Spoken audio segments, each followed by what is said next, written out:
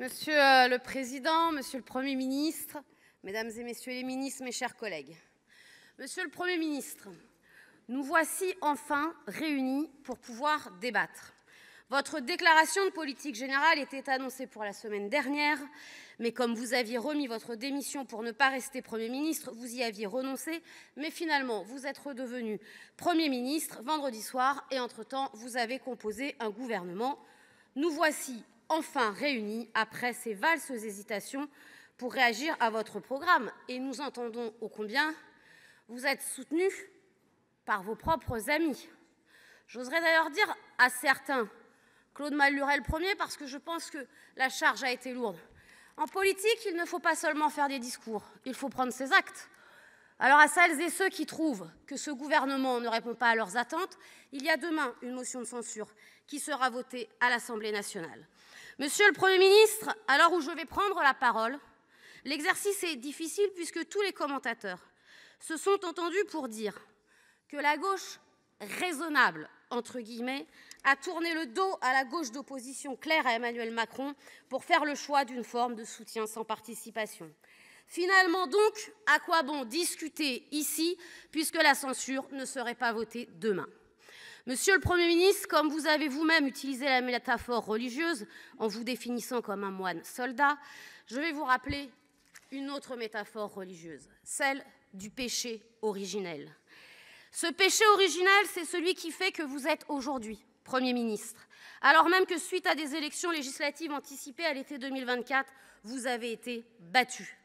Certes, aucune majorité absolue n'en est ressortie, mais il y a une certitude. Votre camp a été battu et à 4 reprises, Emmanuel Macron a bafoué le vote des électeurs en nommant un Premier ministre de son camp. Monsieur le Premier ministre, vous nous avez beaucoup parlé de rupture, de volonté de compromis, de coalition, laissant finalement reposer la responsabilité de tout ceci sur les forces de gauche. Or, Monsieur le Premier ministre, vous ne pouvez masquer le fait que le seul responsable du chaos politique et institutionnel actuel, c'est le Président de la République. Et de vous à moi, les annonces que vous avez faites ne vous permettront pas de durer. Alors, bien évidemment, certains se satisfont d'un plat de lentilles pour prolonger le jour sans fin de la Macronie. Mais quand les lentilles ne sont pas cuites, le plat est indigeste. Nous sommes face à une réalité. La Constitution n'a jamais prévu que les gouvernants et les représentants du peuple ne respectent pas le suffrage de ce peuple. Nous en sommes donc là aujourd'hui et vous continuez tant bien que mal à toujours vouloir garder le pouvoir contre l'avis de ceux qui se sont exprimés. Je veux vous le dire, Monsieur le Premier ministre, en toute sincérité, cela ne marche pas et cela ne marchera pas. Voyez-vous, nous sommes réunis dans un moment solennel, celui d'une crise politique que nous pouvons qualifier de sans précédent depuis 1958. Et nous ne pouvons que regretter que vous n'ayez pas recours au vote de confiance sur votre politique et votre projet, qui ne peut se résumer au discours de politique générale. Dans un discours en politique, l'essentiel est également souvent ce qui n'est pas dit. Votre projet budgétaire est la copie aggravée de ceux de M. Bayrou. Alors, sommes-nous d'accord sur le gel de l'indexation des salaires et des pensions de retraite, la diminution de l'APL, des minima sociaux, allant jusqu'à la non-indexation de l'allocation pour décès d'enfants? La réponse est non. Sommes-nous d'accord sur la hausse des franchises médicales? La réponse est non. Sommes-nous d'accord pour baisser de 5 milliards le budget aux collectivités territoriales? La réponse est toujours non. Sommes-nous d'accord pour un nouvel acte de décentralisation qui ne garantit ni la libre administration, ni l'autonomie fiscale aux collectivités? C'est encore non. Enfin, pouvons-nous nous satisfaire du non-recours à l'article 49.3 alors qu'il existe des dizaines d'autres super-pouvoirs aux mains du gouvernement? Là encore, la réponse est non. Et pourtant, c'est l'un des points clés de l'enfumage auquel nous assistons. Il faut le dire clairement, l'exécutif garde la main sur le débat budgétaire, 49.3 ou non. Ce sont les lois de la Ve République. Et rappelons-en quelques-unes. D'abord, l'article 40, qui ne permet pas au Parlement d'engager des dépenses sans l'accord du gouvernement. Un second, le vote bloqué par le 44-3. Nous allons continuer par celui qui implique la possibilité d'une deuxième délibération. Et nous allons enfin terminer cette liste non exhaustive par celui que vous avez tué, celui des ordonnances budgétaires. Vous dites laisser du temps au débat, en sachant très bien que le délai constitutionnel de 70 jours ne suffira pas. Les ordonnances sont donc un super 49.3 qui vous permettra in fine d'imposer votre budget. Alors soyez clairs, pouvez-vous nous dire que vous n'aurez pas recours aux ordonnances budgétaires? Les Français doivent le savoir, la gauche doit le savoir. Parce que voyez-vous, si demain certains vous épargnent une censure et vous croient profondément sincères à ne pas utiliser le 49.3, ont-ils seulement réfléchi à votre capacité à utiliser les ordonnances et de contraindre le Parlement à des compromis boiteux?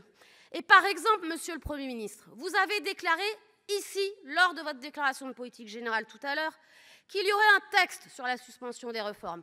Vous avez déclaré entre 14 h et 15 h à l'Assemblée nationale ce même jour, je vous cite, « Je pense qu'il faut que le gouvernement dépose un amendement au PLFSS dès novembre ». Vous voyez, ce n'est pas qu'une question de mots. C'est votre pouvoir, celui d'organiser les débats et de contraindre, jusqu'où vous le voudrez, les débats du Parlement. Monsieur le Premier ministre, la politique générale dévastatrice menée depuis 2017, les dénis de démocratie successifs poussent nos concitoyens au dégagisme, à sortir tous ceux qu'ils jugent responsables de la situation. Êtes-vous prêts à assumer cette exigence des citoyens? Sommes-nous prêts à repenser ensemble notre rapport à la politique et aux institutions pour réellement redonner le pouvoir au peuple, qui lui seul détient le pouvoir de décider conformément à la Constitution et dont nous sommes simplement ses représentants? Voyez-vous, je fais partie de ceux qui pensent que seul le peuple est souverain et que seule sa décision m'importe. On peut toujours tordre le bras à la démocratie, mais à trop lui tordre, c'est elle-même qui vous broie. Mesdames et messieurs les ministres présents, mais qui êtes-vous? À quoi avez-vous cru? Avez-vous réellement cru qu'il n'y avait pas de ligne rouge entre nous, alors que depuis des mois, la droite elle-même affirme, comme depuis tout à l'heure, ses propres lignes rouges, maintien de la réforme des retraites, pas de justice fiscale, pas d'égalité supplémentaire? Avez-vous cru ces clivages dépassés? Mais non. Et je veux vous dire avec franchise, vous ne les dépasserez pas. Car servir les intérêts des nantis, c'est l'ADN d'Emmanuel Macron. La censure de votre gouvernement est donc une exigence pour sanctionner cette politique qui a mis la France et son peuple à genoux. Elle est une exigence pour tous ceux, et je m'adresse tout particulièrement à la gauche de cet hémicycle, parce que je ne fais pas de procès en trahison, mais je fais des procès en incompétence, et à applaudir des premiers ministres qui ne déposent pas le matin même des projets de loi qui mettront des politiques progressistes dans notre pays. C'est cela la réalité. Si nous voulons tourner clairement et sans ambiguïté la page du macronisme, il faut ouvrir sans chausse-trappe la voie de la justice fiscale et sociale, et vous ne le permettrez pas. Laissez croire que votre gouvernement peut répondre aux aspirations populaires est selon nous une tromperie que nous ne pouvons accepter. Monsieur le Premier ministre, vous allez répondre que j'ai tort. Mais alors pourquoi ne pas avoir engagé, comme je vous l'ai déjà dit, et comme François Bayrou l'a fait le 8 septembre, un vote de confiance, puisque vous êtes si sûr de vous et de votre méthode? Celles et ceux qui vont voter la censure demain ne sont pas des irresponsables. Ils sont au contraire des élus, courageux et responsables au regard des Français qui veulent encore et toujours l'abrogation de la réforme des retraites, et certainement pas une retraite par capitalisation. Ils sont responsables au regard des Français qui n'en peuvent plus de se serrer la ceinture et qui exigent la justice fiscale. Ils sont responsables au regard des Français et au regard du projet de loi de finances et de financement de la sécurité sociale que vous avez déposé avec un lot de mesures qui vont broyer les travailleurs que vous avez tant cités hier. Ce qui est fait démocratie, c'est en premier lieu le respect du vote. Si la crise du régime guette, c'est bien parce que ce pilier fondateur de la République, le suffrage universel, a été bafoué. La censure d'un tel affront démocratique est inéluctable pour ne pas prolonger cette politique au nid, et nous y sommes prêts.